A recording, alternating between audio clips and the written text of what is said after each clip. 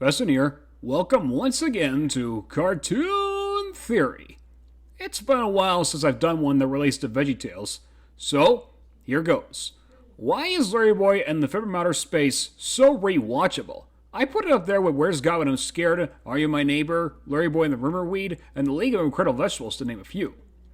Well, my friends, as I cherish the episode from 1997, let's look at the facts and see why this thing is so rewatchable and one of my favorite episodes in the whole wide world. Fact 1. It was the third VeggieTales episode to satire pop culture after God Wants Me to Forgive Them and Are You My Neighbor. For those episodes, they parodied Gilligan's Island and Star Trek, respectively. Here, they paid homage to Batman, more notably Tim Burton and Michael Keaton's Batman. Fact 2. The humor is funny, especially the Candyland sequence.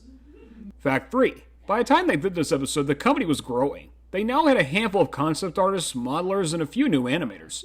And as Phil Vischer said in the commentary, they were up to 25 to 30 people at that point, making it feel like a really big company. Not only that, but the animation got a lot better in this one.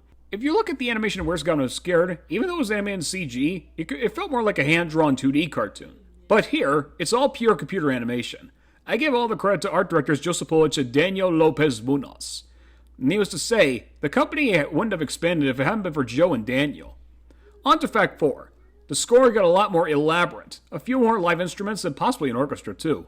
Sure, Kurt Heineke still relied on a keyboard for the snare and cymbals, but hey, Kurt had enough money to get more instruments into the mix and even a men's choir. Whenever you listen to the score of the episode, whenever it goes into the action-packed stuff, the music can be reminiscent of Bernard Herrmann, Danny Elfman, or even Thomas J. Steve Ruckers. But when it's calm, like with the scenes with Junior, it's mild-mannered and cute. Yeah, the musical score probably has an alter ego of its own. Fact 5. It was the first VeggieTales story to feature no interruptions. Yeah, no signs of sketches, no silly songs, no nothing. But hey, they weren't necessary. I was perfectly fine with the fact there were no silly songs in this one. After all, Larry and Archibald were the stars of the show, it's close enough. And while I do kind of speculate what silly song would have been performed in that episode, I'd say yeah, an interruption wasn't needed. And finally, fact 6. Did you ever listen to the Larry Boy music video? Nicole Mullen did a fantastic job singing the song. It was the first VeggieTales video to feature a Christian pop artist singing one of their shows. This would later incorporate people like the W's, Newsboys, BB and CC Winans, and Anointed, to name a few. So let's review. Fact 1. Batman satire. Fact 2. It's funny. Fact 3. Much better animation and a bigger crew. Fact 4. Much bigger musical score. Fact 5. No interruptions. And Fact 6. Musical pop artist sings in the soundtrack.